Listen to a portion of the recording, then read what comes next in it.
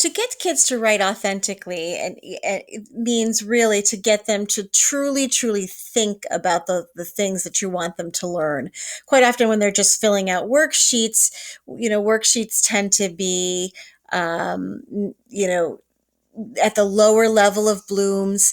And Harvey Daniels has created this idea, and it's such a simple idea, and it doesn't take much planning. He calls them written conversations, and there's all different kinds of them. But the great thing about written conversations is that it gives kids authentic reasons to write, and you do it with a partner. That partner could be a teacher where the kid is writing to the teacher, but it works best when you put kids in partners. And the way it works is that the teachers read something or the kids read something, and the teacher poses a question. And it may be like, what was the most important thing to you in that reading, or what stands out to you, or what questions do you have, or do if you could talk to the author, what would you say, or if you could talk to the character, what would you say?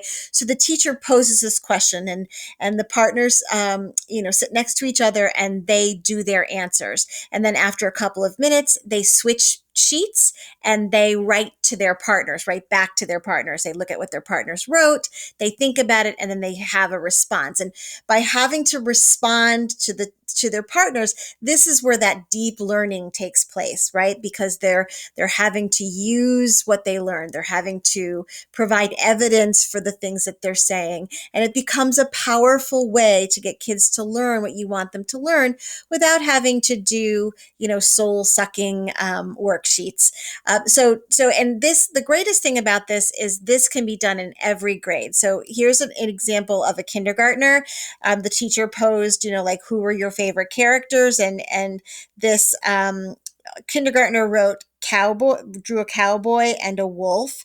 The teacher then said, if you can write any letters, the kid drew first. She just announced to the class, if before switching it with your partners, if you can write any letters on your drawing, do that. So you can see that this kid has tried to write cowboy, and starting to hear those sounds, and wolf. But I love this part right here. So he knows it's going to a partner. So this says right in here. So the partner would write right in there, and they would switch, and then the partners would either draw back and then the teacher would encourage them to add some text. So look at the things that these kindergartners are doing um, when it comes to writing and when it comes to learning content. Here's an example of a middle school, fourth to sixth, maybe third to sixth thing, which I love. The teacher is getting them to learn a vocabulary word, which is brilliance. The work that these kids do around the idea of the word brilliance will make it so they never, ever, ever forget what brilliance means. So I don't know if you can see this, but it says, I think that brilliance means what's good about a person. People think that brilliance means perfection, but I don't. I think it means what's good. People think I should be as brilliant as Veronica, but I'm not. And then then he switches, and the person writes, dear whoever, this helped me too. This happens to me too. Everyone expects me to be smart and bright as my sister. And then the person writes back, I now know that brilliance is what's good about something, not what's perfect about them. And then the partner writes back, I knew that before, but I mean, you are right about that. And they go on to talk about that. Brilliance is, you can be brilliant, but you can be wrong every once in a while.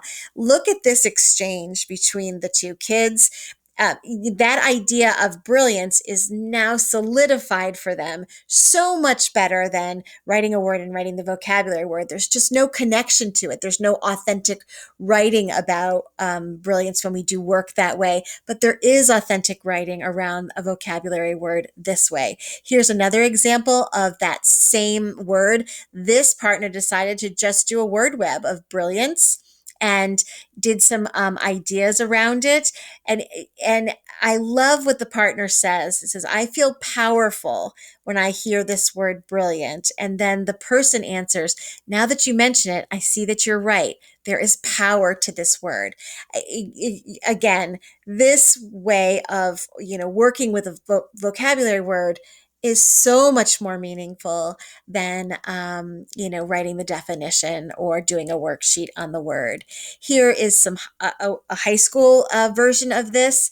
The teacher of this high school class, it was a social studies teacher, had given the kids two things to read, they were both things that were written right after the nuclear bomb was used in Japan, and both things kind of set up that the countries were starting to think about the United States in a bullying way, like what can we do to make sure this never happens again. And the teacher simply set up a Google document between kids, and there was actually 83 posts on the document. The kids were going back and forth. This was their homework. And again, if you look at the responses, these kids, in writing in this way to each other, had to use evidence. They had to know the article well.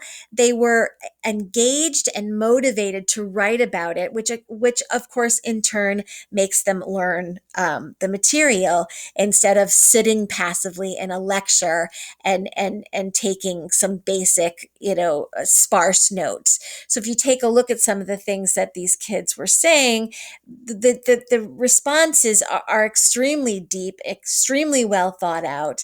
And again, they'll never forget this learning that the teacher wanted them to do. And I'll just give you a second to look at some of the things that they wrote.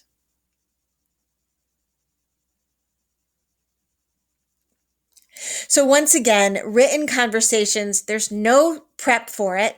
You pose a question, the kids write, and then they switch their papers. And the more you do it, the better this becomes. And it's easy, but still extremely engaging and motivating, and a wonderful way to ensure that you have some deep learning around the content you're trying to teach.